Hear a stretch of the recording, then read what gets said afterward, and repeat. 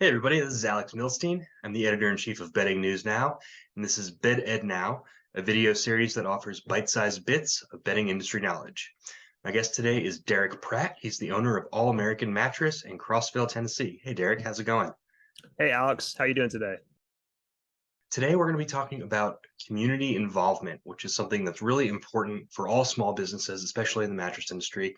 Right. And Derrick is just really great at community involvement. I talked to him last week about a lot of the stuff that he did. And so, Derrick, I'd love for you to start with, it's kind of an overwhelming thing, I think, for some people to just hop into their community. Where's a good place to start with that? So obviously you have your Habitats for Humanity. I think your local church is always a great avenue to take. There's always somebody in need or needing assistance. And what's funny is, so I had a gentleman come in looking for a mattress, and he bought a mattress, all that great stuff. I looked at him; he's wearing a veteran's hat, and I said, is there anything I can do for you? He goes, well, matter of fact, I run the Disabled American Veterans Office here in town. And so that's great. I said, do y'all ever do any charity events, raise funds? Because they get no government funding, which I had no idea, our veterans are not getting that type of funding. So I said, let's do a pancake breakfast. He goes, well, that's a lot for someone like me to handle. I said, well, let's do it together. So me and him, Richard, great guy. We went and bought all the supplies and stuff like that. We had over 200 people show out. That was like last weekend.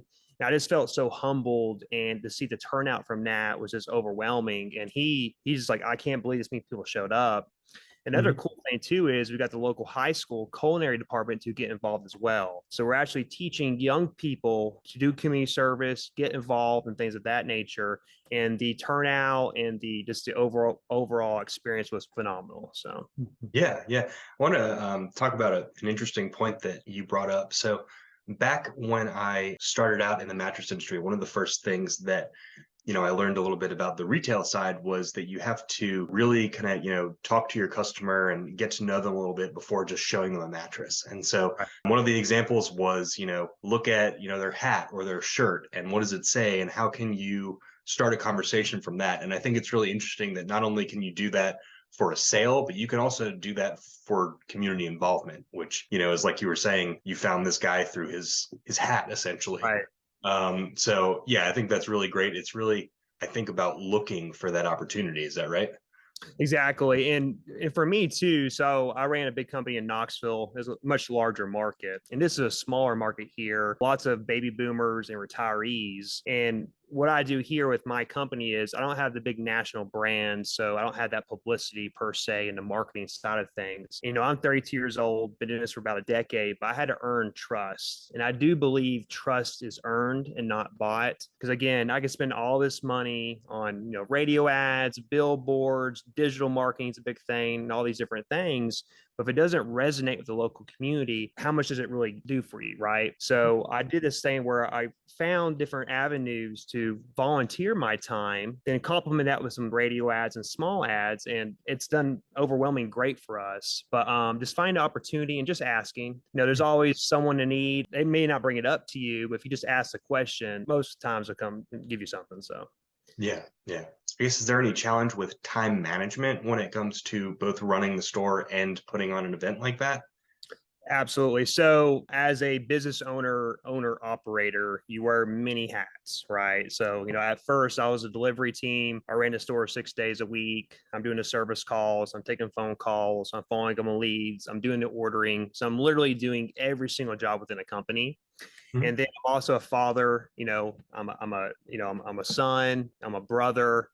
All those great things. So for me, I had to find a balancing act for my family and this business, and it's really important for me. So what I did is I close on Sundays because that gives me my undivided attention to my family, and also that's a great time to go to church, do local community events, and things of that nature. But that is probably one of the hardest things to do, especially as a small business owner, is finding time to do it. I just want people to know you can find time in different ways. You don't have to be at every single event. Maybe you just, you do a donation, things of that nature, but it is a balancing act, but it's a rewarding act. And as I grow, obviously I'll hire more people and things of that nature. And I hope to do more things in the community. Because again, the more people that when they see me more, I think they trust me more, then more likely is they'll give me an opportunity to earn their business when they walk in here. So Yeah, definitely. The community is directly connected connected to the sales of the store, really.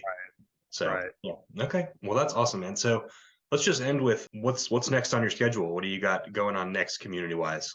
Yeah, so Fairfield Glade is a retirement community here. There's over 12,000 members. So I'm doing a benefit concert for the local volunteer fire department. And another thing, again, the volunteer fire department trying to get a new fire truck. I didn't realize how expensive fire trucks were. They're hundreds of thousands of dollars. So they do pancake breakfasts throughout the year. And I'm flipping pancakes at 5 a.m. I've done that several occasions. So what I'm doing in early March and late October of next year is I'm doing a benefit concert. So basically, I'm sponsoring the entire thing. I'm bringing in a local band that's very popular. I think we'll do very well in donations and things of that nature. We're expecting 2,000 to 3,000 people. And it's a very good opportunity for me and my partners and the manufacturers I do business with because we're right there. We're sponsoring entire events and we're helping a great cause. And to get 3,000 people in my local market at one time, I can't spend any radio ad and things of that nature. And you just feel good doing it. Like I said, I've done things for customers that may have not been the most financially smart decision to make sometimes, but it felt right in my heart to do it. And again, that's the reason why I'm in this industry. I love helping people, and I feel good when I go home at night and I go to sleep. So that's two big events, and obviously I'll be doing more with the disabled American veterans. I do plan on helping out the local high schools. There's lots of opportunities there with school fundraising and things of that nature.